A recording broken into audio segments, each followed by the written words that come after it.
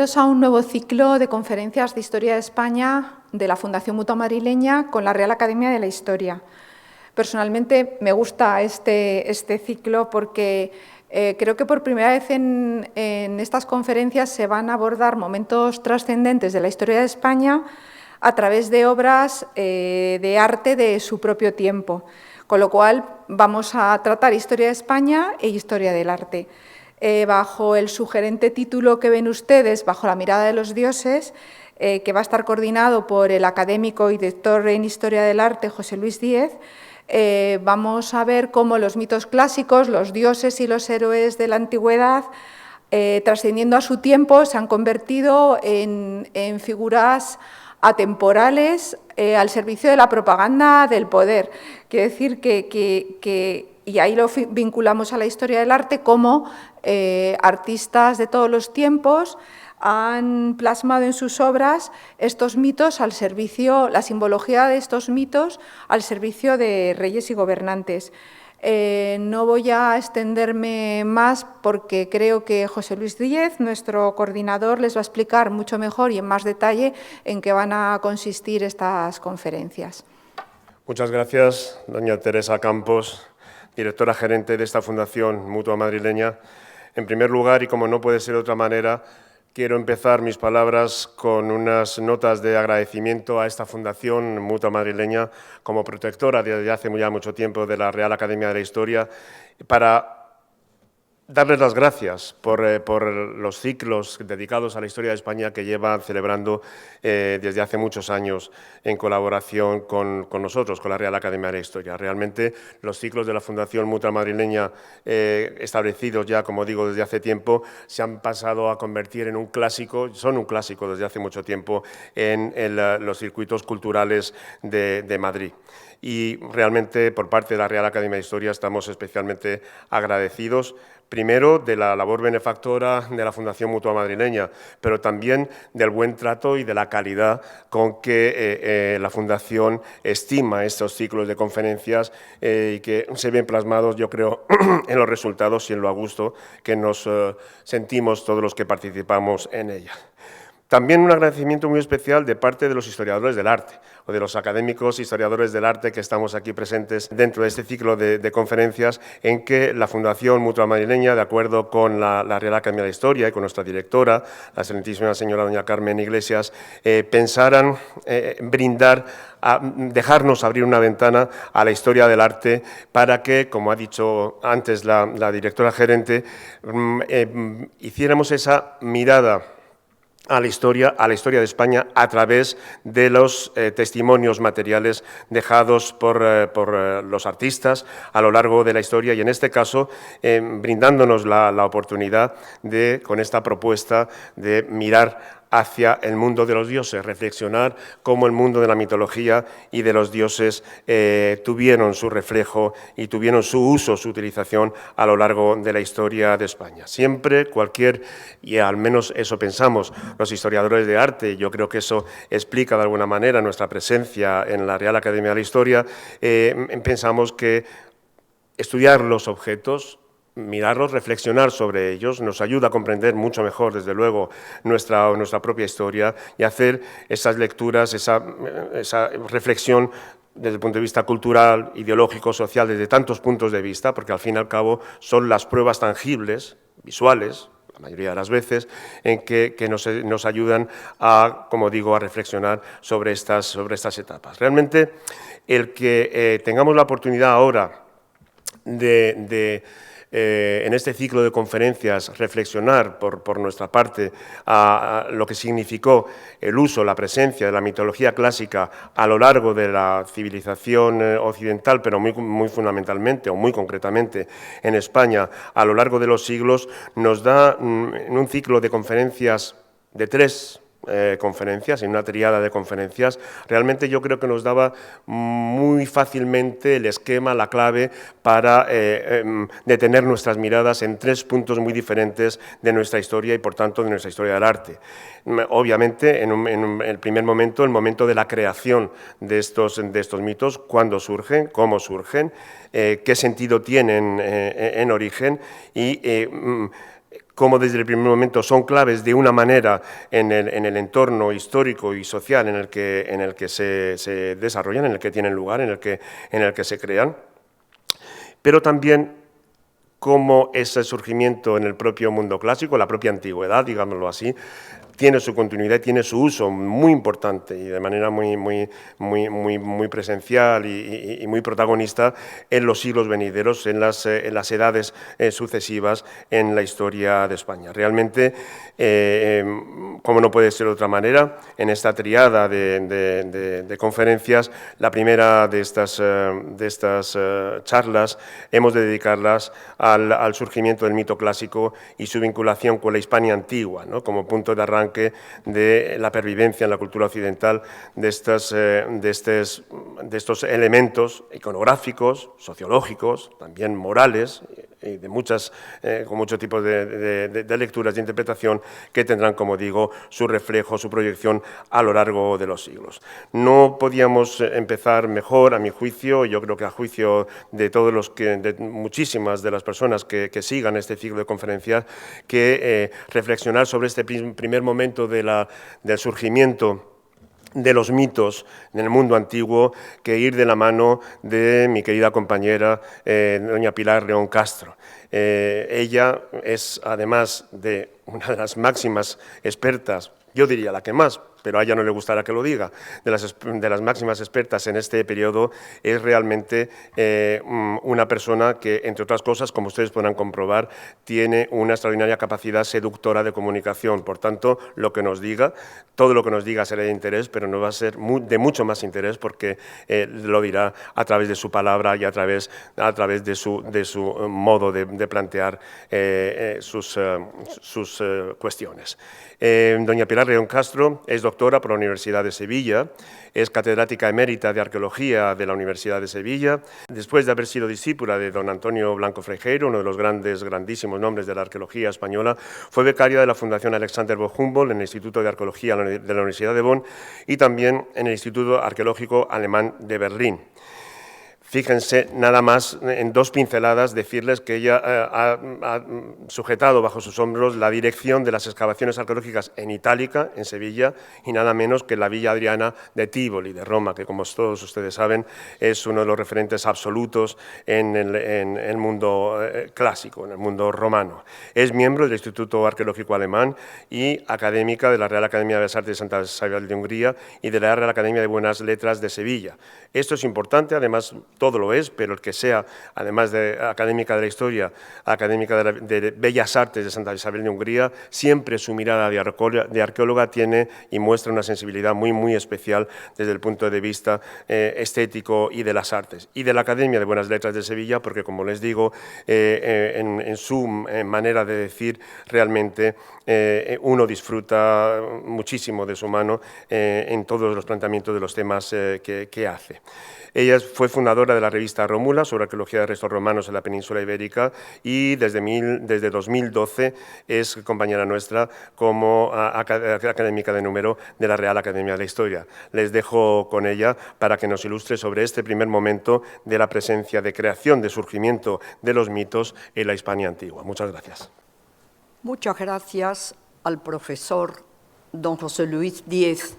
querido amigo, compañero y colega, por esta amable presentación y sobre todo por una invitación tan generosa y tan confiada para participar en un ciclo que creo de grandísima altura y profundidad,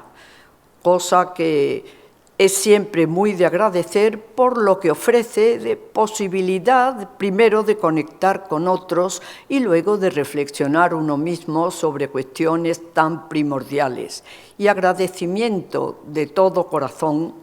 a la Fundación Mutua Madrileña por acogernos con esta esplendidez y con esta amabilidad, todo lo cual personifico en la directora que nos acompaña. El ciclo es un acierto y es un mérito del profesor Díez haber puesto el punto de mira en el título general formulado y en los títulos que nos ha solicitado a los participantes. en una situación, como es muy bien sabido, que el mundo de las humanidades está necesitado de apoyos, de incentivos, de fe, en una palabra, tener una posibilidad como esta y en este auditorio es un lujo extraordinario, muy de agradecer y una ocasión magnífica para aprovechar. Yo voy a intentarlo entrando en el tema general del ciclo Mito y Poder, desde la perspectiva de la antigüedad, concretamente de la Hispania antigua. Hay diversas posibilidades de hacerlo, pero más que una acumulativa de muchos ejemplos y de muchas imágenes y muchas citas, me parece que es interesante hacer valer aquí cómo las culturas y las sociedades de la Hispania antigua miraron el hecho, el fenómeno de ser mirados por los dioses. También eso se podía ceñir a una época más rica y desde luego desde el punto de vista plástico y artístico mucho más expresiva, como es el mundo de la etapa romana. Sin embargo, no se la entiende bien, esa es la verdad, sin plantearse unos precedentes que aun cuando no de manera muy lenta, por los temas que enseguida desarrollaré, sí merecen al menos una breve retrospectiva, que inicio con estas dos imágenes que ven ustedes, muy conocidas, no creo que sorprendan a nadie, pero que el mundo de los proto y de los prehistoriadores contempla hoy desde una perspectiva, creo que más articulada y desde luego más fácil de entender para los que no tenemos una relación estrecha con estos conocimientos. Los famosos ídolos del Calcolítico, uno tipo cilíndrico, el otro tipo placa. No entro en cuestiones de tipologías ni de fechas, creo que con estas indicaciones generales basta. Pero sí es llamativo, a mí al menos me lo parece, se los haya visto o no, se los conozca o no, el poder de acaparar al espectador que tienen los dos motivos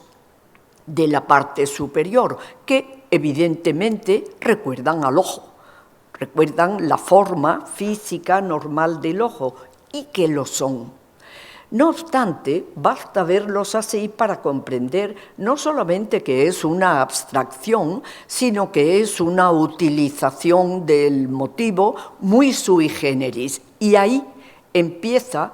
el aspecto interesante de la cuestión para nosotros. Como se ve, de lo que podría ser un rostro o la abstracción de un rostro, no hay nada más que los ojos.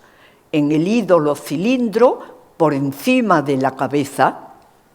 un sistema de incisiones da a entender el pelo, que se prolonga un poco por detrás. En el otro caso, nada de esto, puesto que se trata de una placa de pizarra plana. Todo lo que se ha hecho es una serie de triángulos alternados, en positivo y en negativo, por decirlo así, que tal vez podrían sugerir un vestido.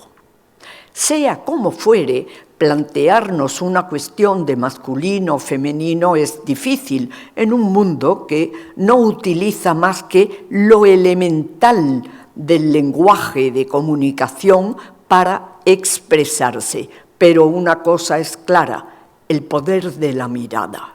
la fuerza del ojo. Conviene tener en cuenta que nosotros solemos pensar y plantearnos los hechos antiguos con nuestra mentalidad actual, lo cual desvirtúa la realidad.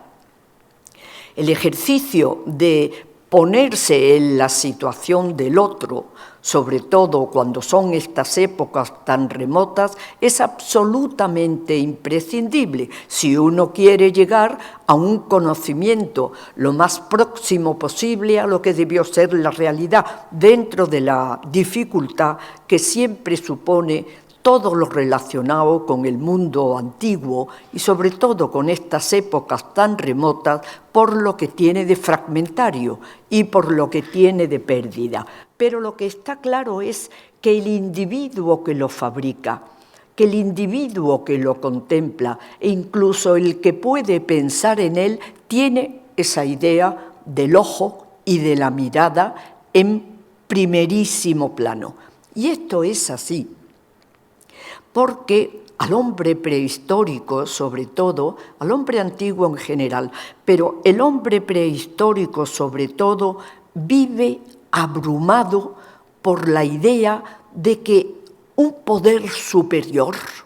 lo ve, lo controla, lo mira, lleva los hilos de su vida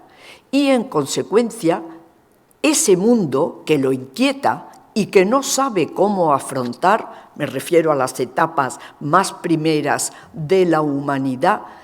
se refugia de él en la magia.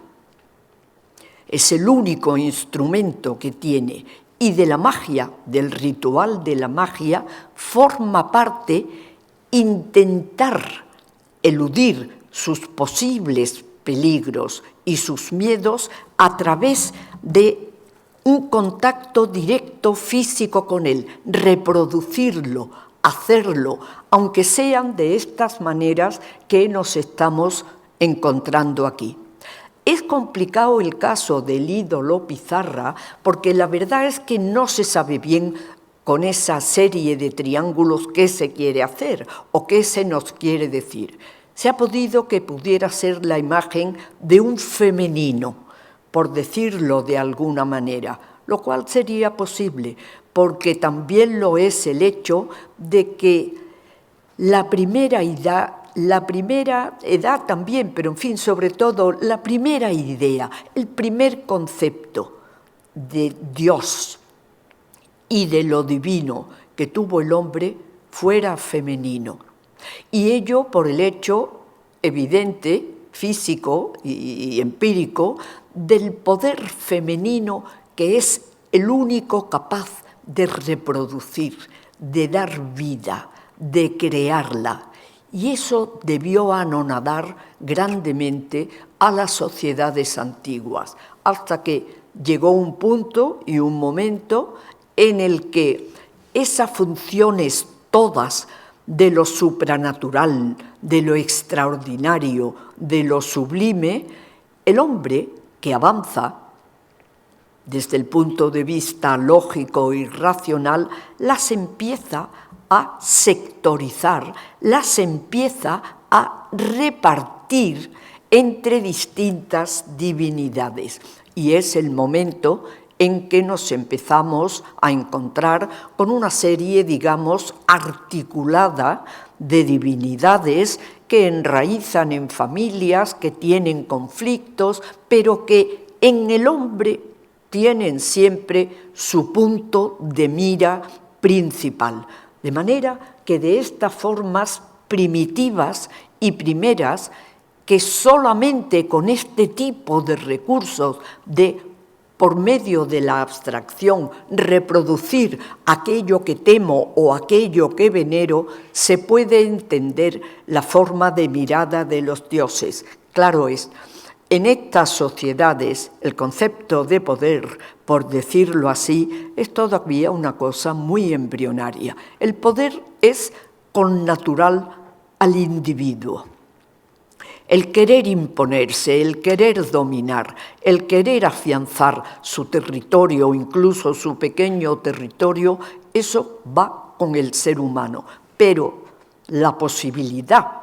de enseñorearse sobre otra cosa, aprovechando poderes superiores, digamos que es una superestructura de pensamiento, por decirlo de alguna manera, que tardó un cierto tiempo en llegar. A saltos como vamos a tener que presentar la situación aquí, a saltos nos encontraríamos con que cuando ese mundo ya funciona de una manera, como digo, articulada, cohesionada y en una palabra, a la griega, lógica, del relato, digamos, desarrollado, del relato narrado, de la narrativa mitológica, es difícil volver hacia atrás. Ya no cabía retroceder hacia formas mágicas, hacia formas, digamos, raras, extranaturales. Por eso el mundo de la magia en el mundo griego no tuvo éxito ninguno. Está Medea en los rincones de la mitología, aunque sean los suyos unos temas terribles y tremendos, pero muy poco más. O está Circe, la maga, que actúa en relación con los grandes héroes, pero no forma parte, por supuesto, del Olimpo, ni forma parte del mundo de las creencias. Es un mundo lógico, es un mundo de razón, en el que la narración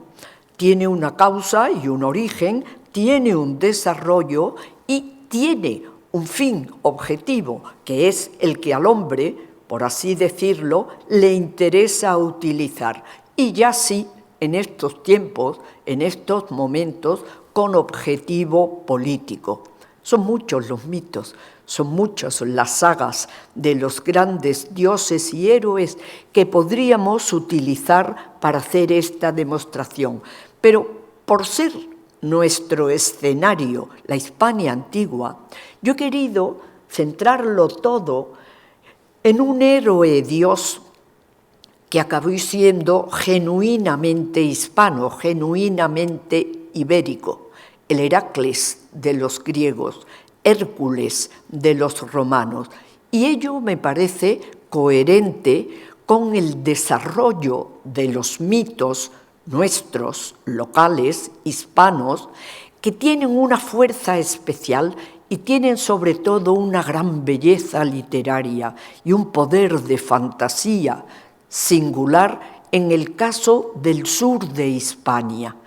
y más concretamente en los territorios y terrenos de la Baja Andalucía, por la proximidad del mar,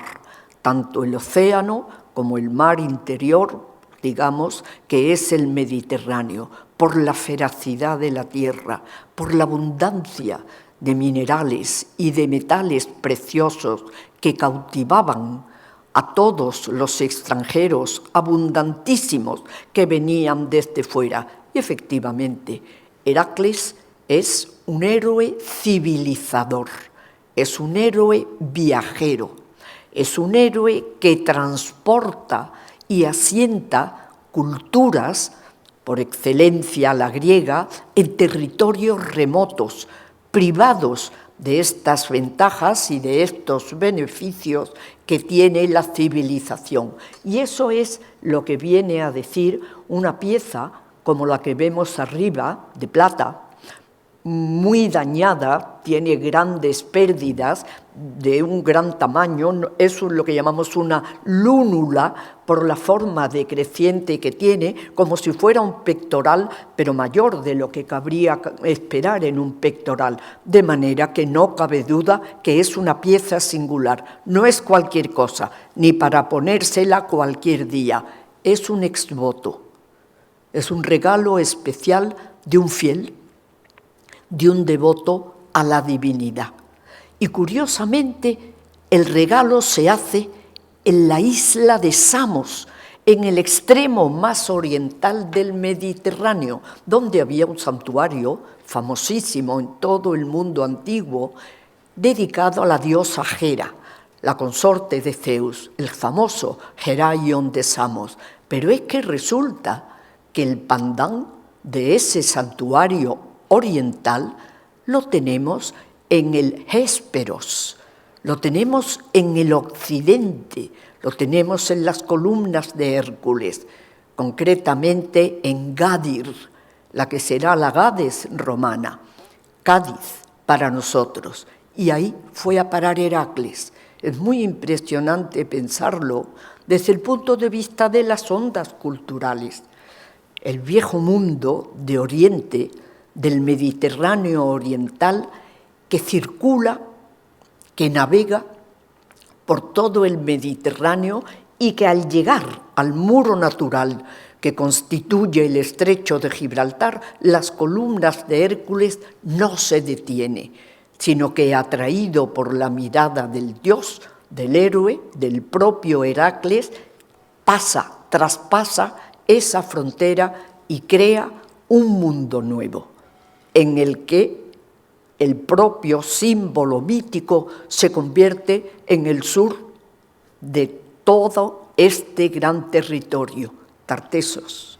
una civilización extraordinaria en la que Heracles es el gran señor,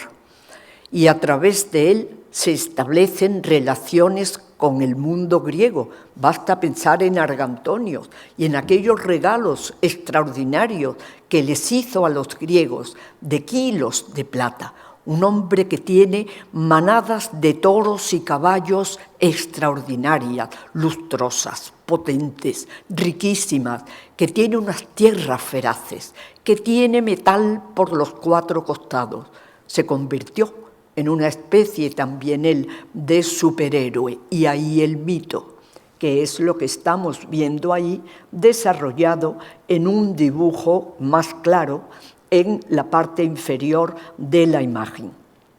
Heracles, a la izquierda, revestido con la piel de león, la leonté, ataca él solo a un monstruo tricórpore terrible al que ya ha empezado a herir, y se ve como los cuerpos, el más próximo a nosotros, ya está para caer y los otros empiezan a tambalearse. No le basta con eso, es el monstruo Gerión, que va siempre acompañado del boyero, del pastor, del fiel servidor hacia la derecha, tumbado en el suelo, que cuida sus maravillosos rebaños y al que ha asestado un golpe tremendo que el infeliz no ha podido soportar y ha caído por tierra. Y además ha matado clavando una flecha al perro tremendo que guarda esos ganados, Cerbero, el can Cerbero. Heracles lo afronta todo,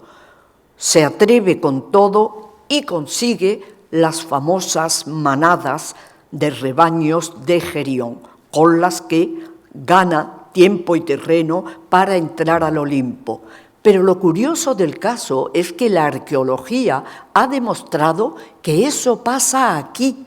y que eso pasa en el sur de Hispania, y que pasa en Gades, en las columnas de Hércules, lo que luego será la zona mítica de la Atlántida y de la Hesperia, sobre la que volveremos a ver. Y se sabe por qué los ricos ganados entre flores a la izquierda y un mundo vegetal raro a la derecha, unos árboles que tienen unas hojas largas, puntiagudas, que los troncos se retuercen y se abren. Es el drago que crece en esas latitudes y en todas estas zonas, y que por tanto nos está marcando una topografía y una geografía concreto. El mito Heracles Gerión sucede en el sur de Iberia, sucede en la zona de las columnas de Hércules. Tiene el mito, además, sin que vayamos a seguir por ahí porque no acabaríamos, tiene el mito, además, un contenido político fuerte. Porque, como digo, en estas sociedades, la tartésica concretamente, ya más desarrollada y evolucionada, resulta que surge la lucha política. Por ejemplo, entre Gerión y Heracles, que son la mutación mitológica de los héroes locales, de los reyes locales que conocemos por las fuentes escritas, Gárgoris, Avis, uno más tendente a las formas autóctonas. Gárgoris, Otro más apegado a las formas extranjeras, a las nuevas formas de las colonias con que se está poblando la península, el devoto de Heracles, que se convierte, por tanto, en el emblema poderoso para mirar a los hombres y para facilitarles esa tarea.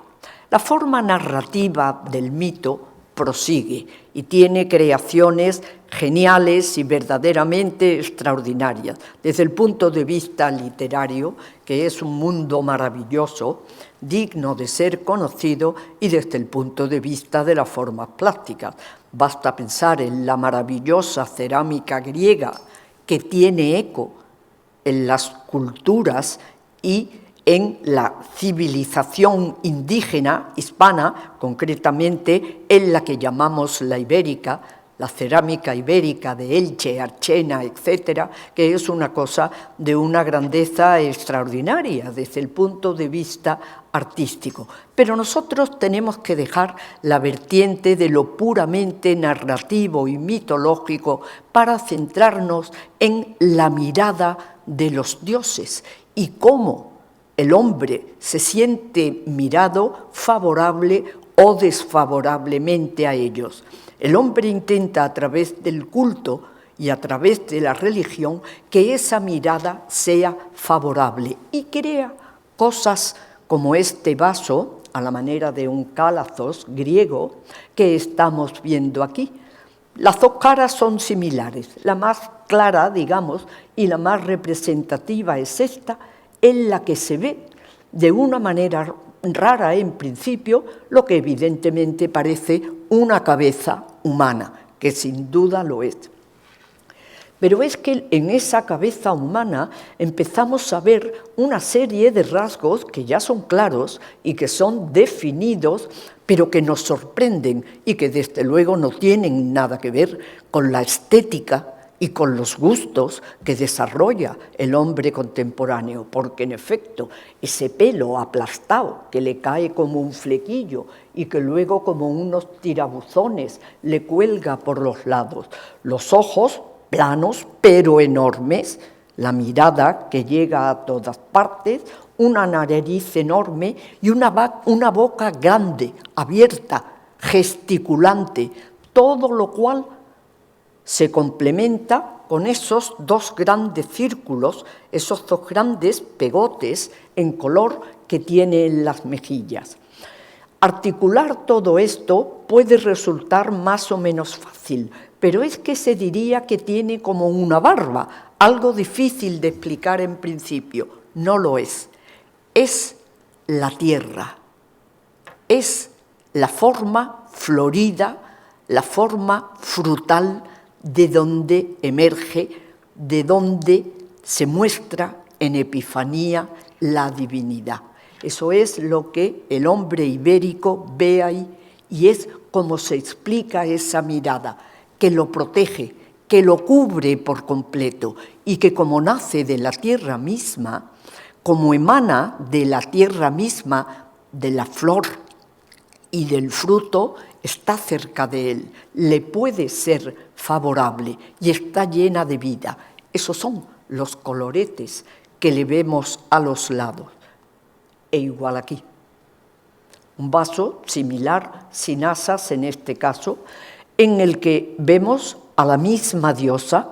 digamos que en el friso de la parte superior, detalle a la izquierda. Y debajo es notable que lo que hay es otra forma divina, otra forma de poder animista. Ese es el estadio que alcanzaron los iberos en su manera de ver y de mirar a los dioses y de saber que eran vistos por ellos. La divinidad puede ser epifánica de cualquier manera, en cualquier parte, bajo cualquier concepto. Uno de ellos, un ave extraordinaria, que basta que pique la flor, que basta que pique la tierra para que aquello, animado por el poder divino, crezca, se ilumine y dé fruto. Pero la forma antropomórfica, Grecia por detrás, es la que cobra más fuerza. Y lo que tenemos ahí es nuevamente la representación de una diosa emanando igual del cáliz de una flor que le forma el cuello, por decirlo así. Tiene por encima de la cabeza el asa del propio cacharro que le sirve como de capilla, que le sirve de témenos, por decirlo a la griega, y que la protege. Ella está en el fondo, mirando al fiel, mirando al devoto. Lo llamativo en su caso es que ese pelo, esos tirabuzones, la flor de la que emerge, los coloretes, todo eso se engloba en un rostro que se mueve, que es completamente asimétrico. La gestualidad de la persona divina, que lo alcanza todo, que se mueve, que simultáneamente está aquí y allí y puede mirar a un sitio y al contrario, algo que al hombre lo desconcierta, sabedor de que no tiene esa posibilidad. El tema es maravilloso, yo no voy a entrar en él porque no tenemos tiempo de estas cuestiones, pero desde luego no me resisto a decir, para que se pueda pensar y para que se pueda reflexionar sobre ello, que en todos los tiempos el hombre, sobre todo el artista, se ha planteado ciertas cuestiones de manera más o menos similar y ha llegado a soluciones formalmente muy distintas, pero con un concepto latente, con un fondo que es lo mismo. Y ese sentido de movilidad, ese sentido de a derecha y a izquierda, que es tan difícil de explicar, a los iberos ya se les ocurrió desfigurando los rostros para indicar esa movilidad gestual que es una posibilidad de expresión y que los dioses poseen en grado sumo. Y la maravillosa Dora Maar, famosa y conocidísima de Picasso, a mi modo de ver, es una expresión de lo mismo, de esa inquietud, de ese dinamismo interior, de estar en un sitio pero ser capaz de manifestarse en otro. Esa forma de mirar y esa forma de acaparar, por así decir, la vida de los hombres tuvo una fuerza enorme.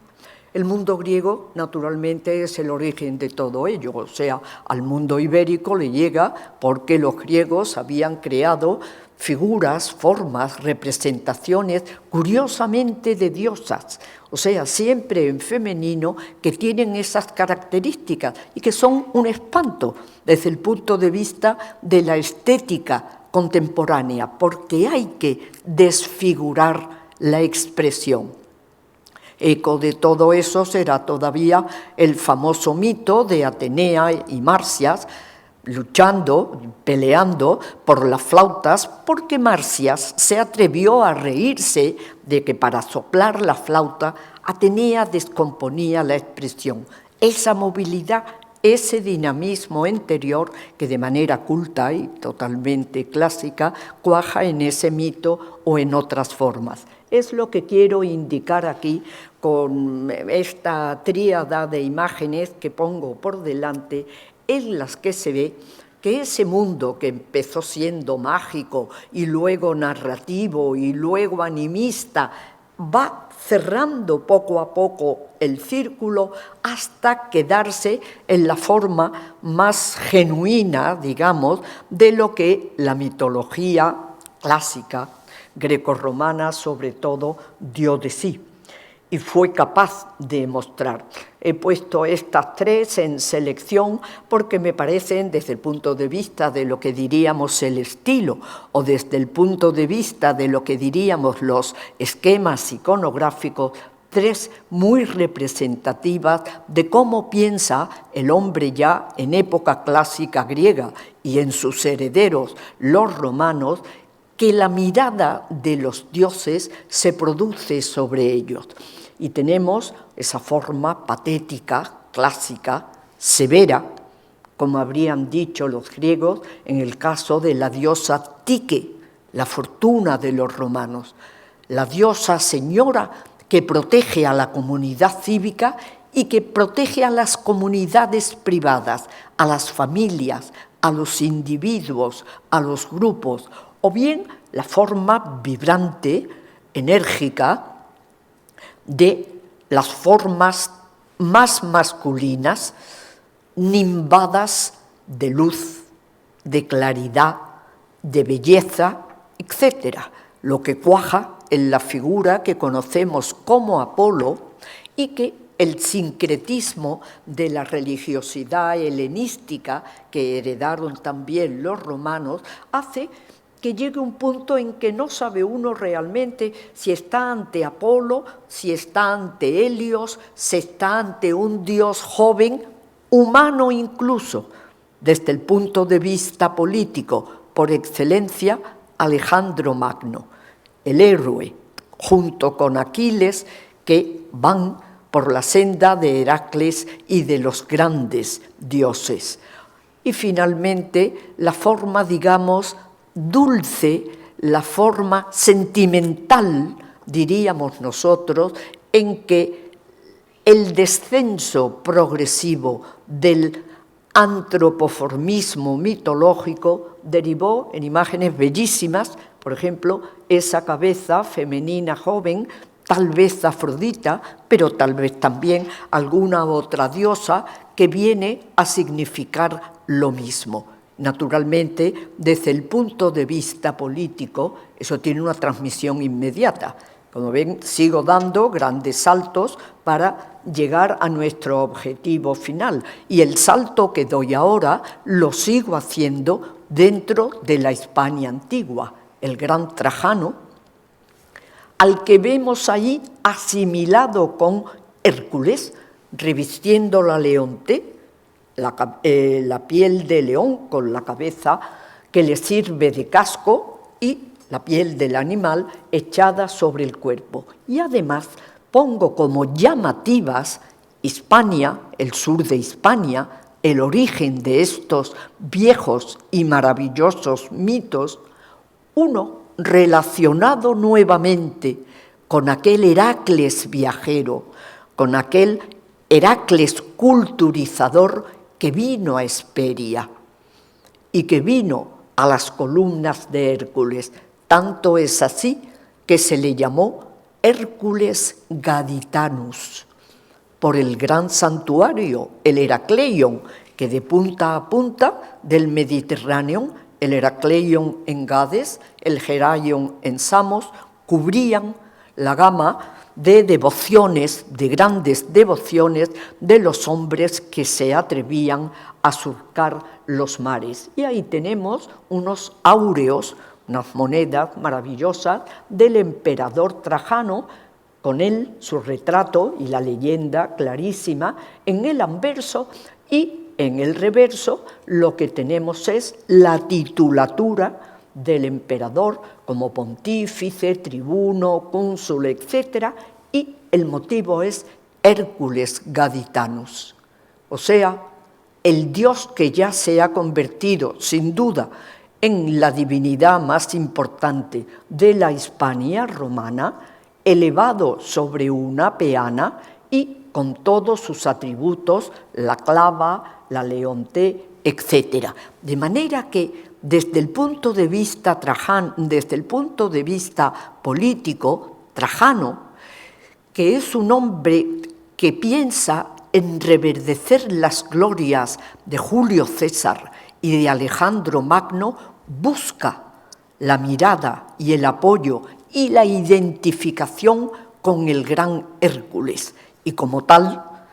ya se sabe lo que consiguió para el Imperio Romano. Es interesante y da que pensar el hecho de que sea un hombre del lugar, un hombre de la zona, procedente de Itálica, en las inmediaciones de Sevilla, y que igual que él, su sobrino o nieto, e hijo adoptivo, sucesor en el imperio, Adriano, mantuviera esa misma línea y la llevara a unos límites verdaderamente excepcionales. Trajano fue un hombre y un emperador verdaderamente excepcional. A su muerte fue consagrado Dios, Divo Trajano, pero es que además era hijo no de uno, sino de dos divos. Su padre natural, biológico, que se llamaba como él, Marco Ulpio Trajano, al que el hijo diviniza, y el emperador Nerva, a cuya muerte el sucesor, Trajano hijo, diviniza también. De manera que él es un dios. Sus dos padres son dioses. Su mujer, a su muerte, diva Plotina, uno más. Su hermana, Marciana, la gran matriarca de los Ulpios, diva. La hija de Marciana, sobrina de Adriano, Matidia, diva. Consagradas las dos por Adriano en el campo de Marte, y Sabina, la más joven de todas ellas, la hija joven de Matidia, sobrina nieta de Trajano, se casa con Adriano e igualmente a su muerte diva. O sea, una especie de Olimpo familiar en el que refulge de manera extraordinaria la figura de Divo Trajano. Es el padre adoptivo de Adriano. Él no había nacido en Itálica, nació en Roma, pero su familia es itálica y hace lo mismo, utilizar para imponer el poder político y unas formas de gobierno que cada vez se hacen más teocráticas, utilizar a la figura de Heracles. Es más, es probable que la idea de Hércules Gaditanus, la grandiosidad que sabemos por las fuentes que en la época tuvo el Heracleion, fueran idea y fueran actividades del mismo Adriano. Él estuvo siempre, digamos que muy abrumado. Fue grande Adriano, y es para hablar en largo, pero siempre estuvo abrumado por la grandeza de Trajano, entre otras cosas por esta cuestión de padres, madres, suegras, tías, todos divos. Él no podía hacerlo. Ni siquiera sus padres se prestaban como figuras para hacerlo. Pero como era un hombre de una capacidad creativa y era un hombre de una singularidad intelectual realmente extraordinaria, se las amañó de forma que se autocreó una genealogía divina. Es mérito de María Paz García Bellido haber visto que en esos áureos de Adriano, donde en el reverso aparece Hércules Gaditanus en el templo, no significa que eso sea el templo arquitectónico real del Heracleion, significa que es una idea de arquitectura con la que el espectador va a identificar que Hércules está en su templo. Pues bien, en las dos monedas inferiores y sobre todo en la de abajo del todo, se ve muy bien cómo en el centro está Heracles y a sus lados hay unas figuras femeninas. No se sabía quiénes eran, ninfas, diosas, seres locales. María Paz García y Bellido, en un análisis pulquérrimo, se ha dado cuenta de que los atributos que llevan ellas en las cabezas, la de la izquierda, lo que lleva es la corona torreada, como la tique que hemos visto anteriormente, y que la otra lo que lleva es como la leonté de Heracles, pero lo que se llaman los exuviae elefantis, o sea, la cabeza, las defensas, la trompa del elefante. Conviene tener en cuenta que la madre de Adriano, Domicia Paulina, era gaditana y por tanto todas estas formas de mitos, de conocimientos religiosos en torno a Heracles y al Heracleion, a ella le debían ser muy familiares y probablemente las transmitió a su hijo. La figura femenina que tenemos a la izquierda, el padre, que se llamaba como él también, tenía como cognomen Afer, Adrianus Afer, era de Itálica, pero la familia tenía vínculos en África, los exuviae elefantis. Resulta así que los áureos de Adriano lo que tienen por reverso es la glorificación suprahumana del propio emperador acompañado por figuras igualmente sobrenaturales, alusivas a sus padres, Hispania y África. Era una forma clara para gente que, como él, procedían de la Bética, procedían de Hispania, de aferrarse al poder y de mantenerlo y de afirmarlo con mirada divina, con la protección del dios héroe por excelencia vinculado a la Gades materna, Heracles. Salto nuevo para ir cerrando nuestro tema, en el que solamente pongo esto como indicativo. Una serie de cabezas arriba de filósofos griegos, entre los cuales están Sócrates y Platón, y luego un particular a la manera de Plotino, y abajo Marco Aurelio, Galieno, Constantino, emperadores que creyeron firmemente en esta idea de que el poder imperial viene determinado por la divinidad y que el individuo al que es mirado así no le corresponde más que actuar, digamos a nuestra manera, no tiene opción. Y efectivamente lo que se hace es recurrir a esas imágenes de sabios, de filósofos, de cosmetas, de hombres tocados por el carisma del saber, por el aura que da el saber y el conocimiento, que puede servir de ejemplo para otros, como entendieron, por ejemplo, esos emperadores, entre los cuales Constantino, en el que el célebre año 313, la victoria en Puente Milvio, el edicto de Milán, fueron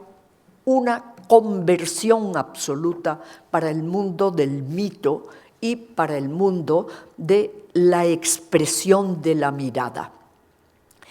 que rompe con lo anterior, que busca una espiritualidad completamente nueva y distinta, que busca la trascendencia de la salvación. Ya no basta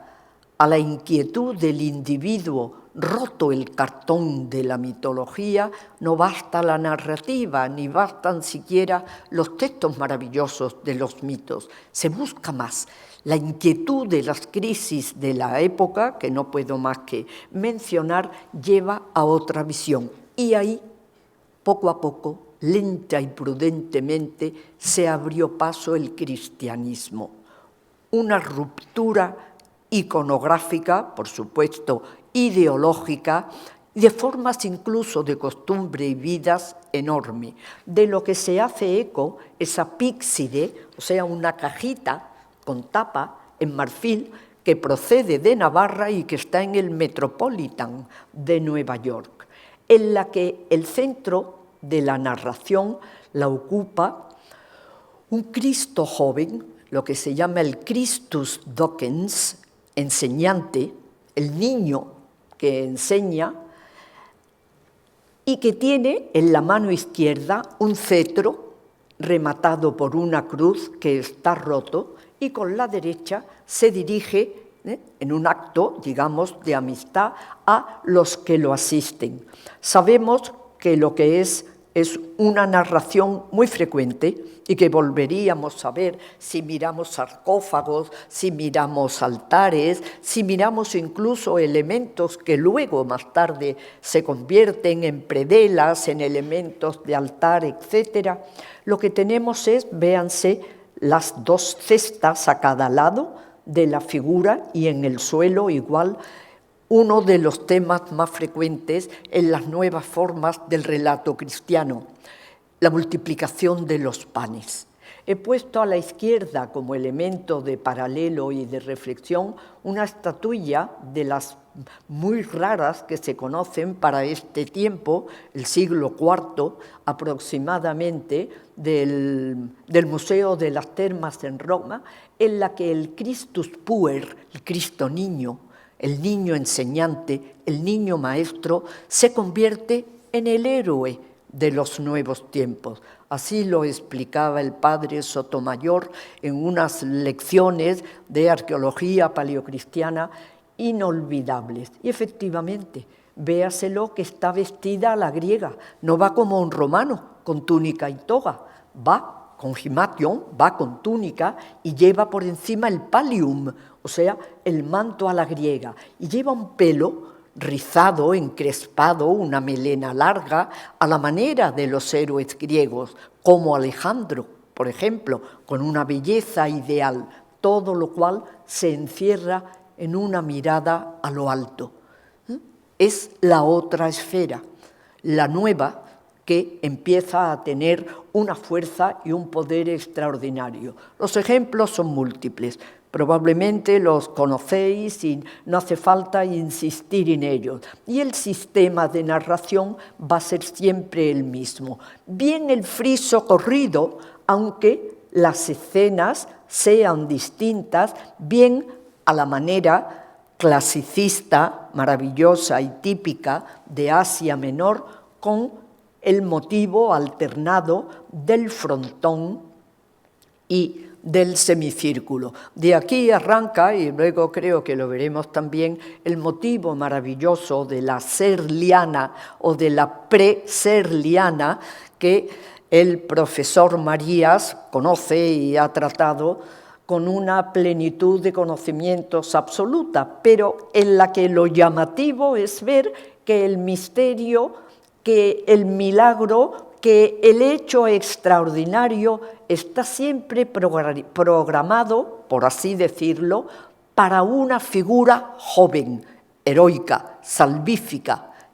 el Christus Novus. Y pongo como detalle este sarcófago abajo en su desarrollo total, otra vez, detalle más centrado a la izquierda y detalle de la figura de Cristo. A la derecha es el sarcófago de Astorga, una pieza maravillosa, como todas las de este momento importadas. O sea, que no es para cualquiera, son los grandes domini, los grandes señores del momento que encargan a Roma estas piezas, o a Asia Menor, estas piezas extraordinarias para enterrarse, tan extraordinarias que todavía el rey Alfonso I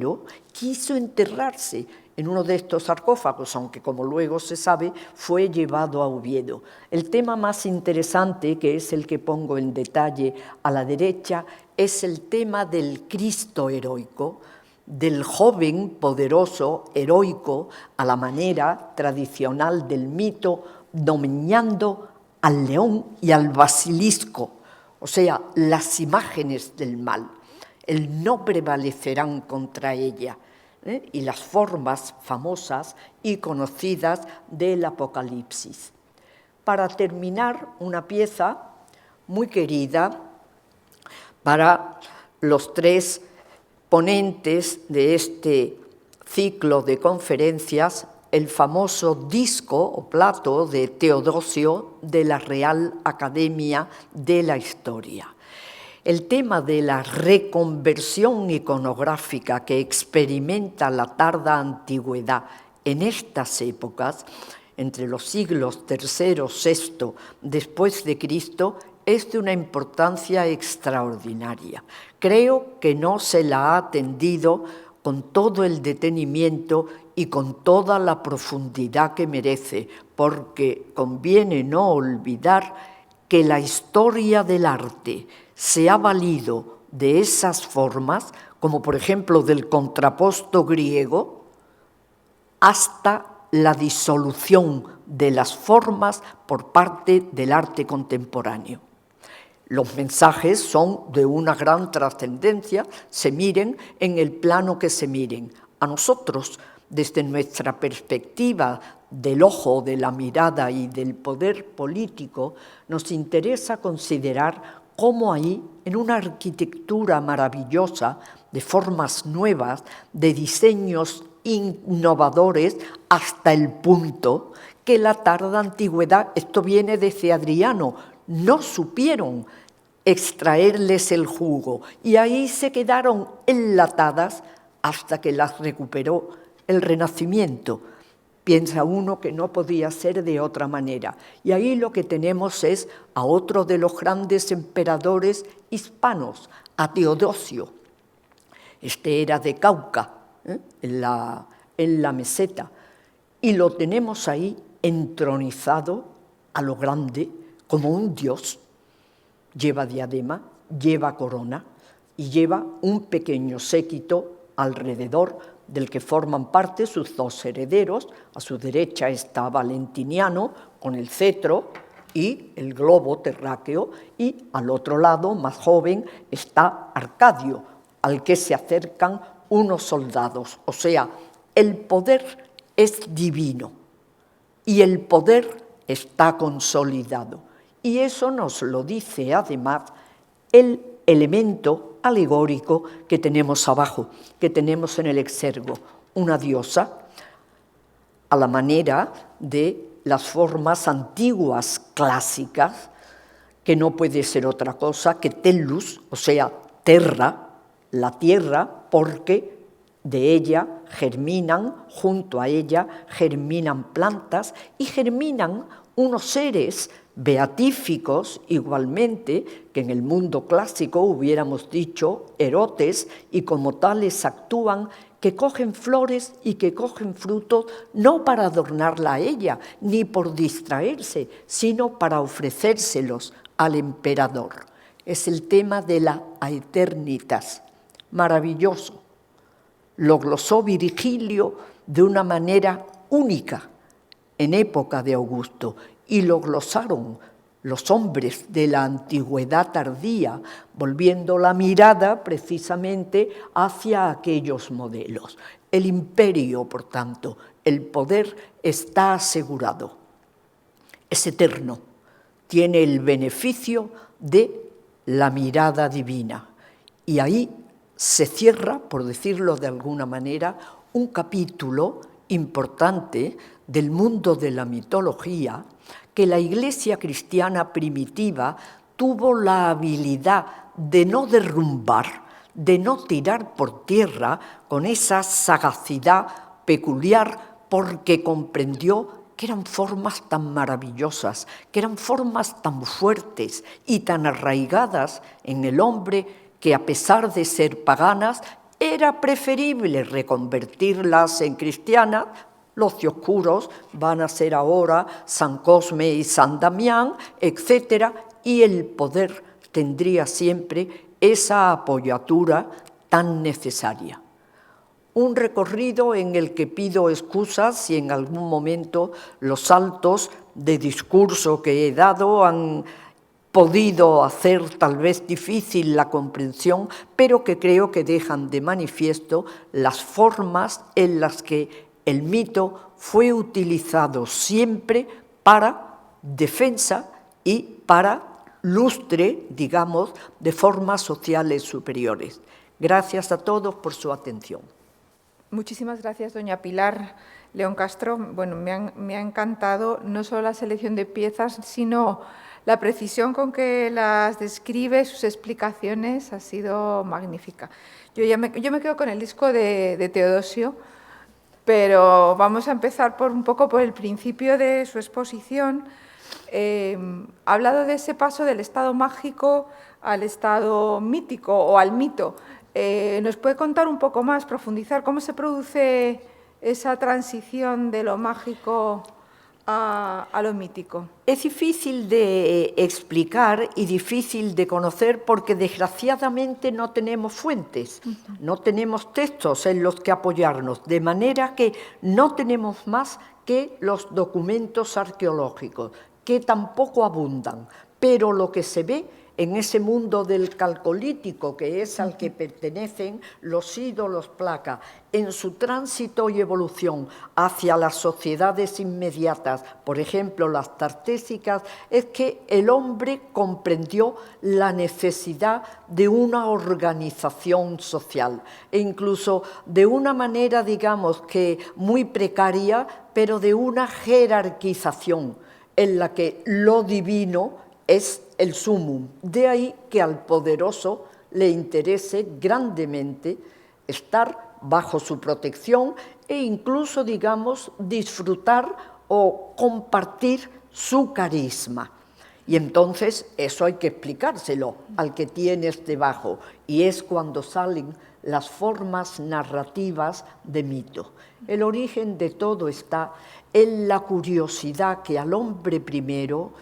le produce todo lo que tiene alrededor, el cielo, el agua, la luz, la oscuridad, y cuando no puede aclarárselo, pero ya son preguntas muy hechas y muy formales, recurre a una explicación de fantasía. A esto no puede ser más que una cosa extraordinaria, el origen del mito, que siempre tiene un fondo histórico. Muy bien. Y luego ya centrándonos en alguna de las piezas que ha presentado, en el vaso ibérico, sí, que en teoría creo que le entendió que es la tierra, sí, pero la figura no es femenina. Sí, es una figura femenina. Pero parece femenina, porque parece que es una cabeza de diosa no muy femenina en ese momento. Tiene unas formas, eso comentaba y he ido deprisa, tiene unas formas, digamos, que tan fuertes, a nuestra manera de ver, tan poco delicadas, tan poco femeninas, que puede uno pensar en la cabeza de un hombre. No lo es, no lo es porque sabemos que cuando quieren representar a la figura masculina, recurren por excelencia a la cabeza del guerrero. Y ahí no hay casco, ni hay plumas, ni hay nada que lo pueda inducir a pensar. Y en consecuencia es todavía, digamos, que una rémora de aquella idea de pensar que el gran poder divino, en principio, debió ser femenino, antes de que se empezara a sectorizar en funciones diversas.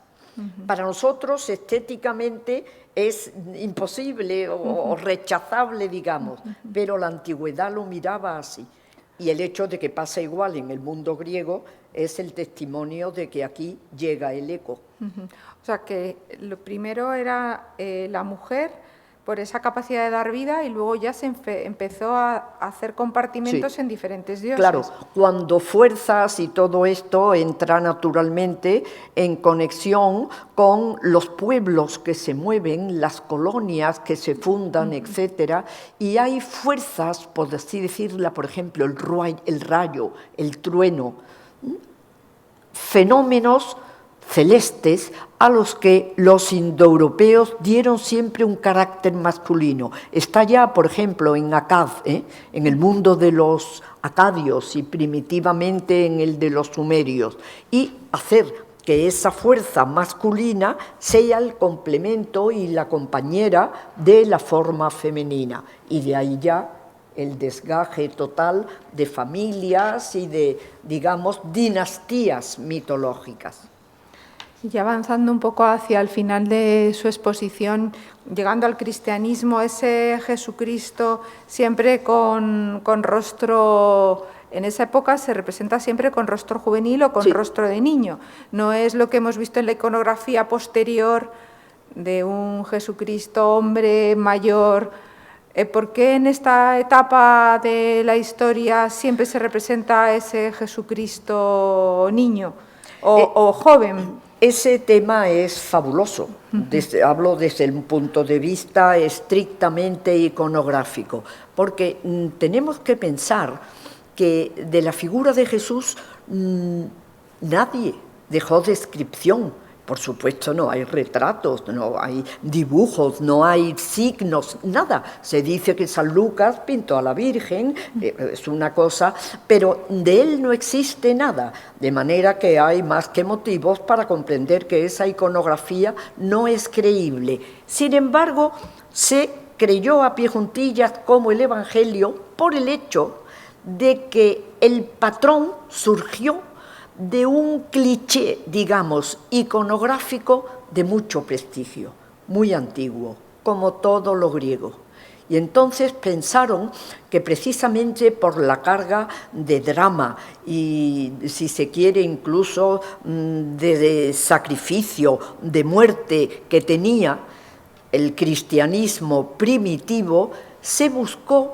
una figura entrante, por decirlo así, amable, atractiva, y ahí a la idealización griega No había, naturalmente, quien le tosiera. Solo cuando el cristianismo empezó a tener más fuerza y a estar más consolidado, hubo una mutación interesantísima, pero muy curioso que siempre desde el punto de vista de la enseñanza, del docente. Y entonces se buscó un Cristo adulto y fueron a buscarlo en los filósofos, con las barbas, esas barbas flameantes a la manera de Platón y de Sócrates, que son las que nosotros vemos en los sarcófagos. Andando el tiempo, y eso con la apoyatura del mundo de Oriente y concretamente de Bizancio,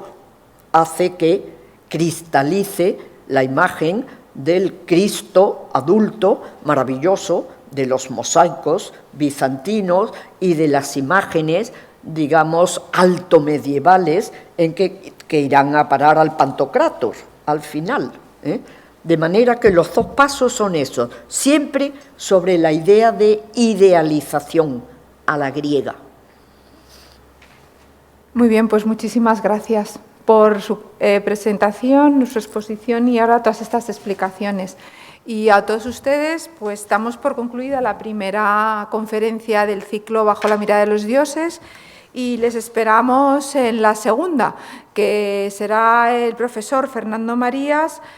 quien hable de los usos políticos de los mitos y las imágenes en la España moderna. Muchísimas gracias a todos.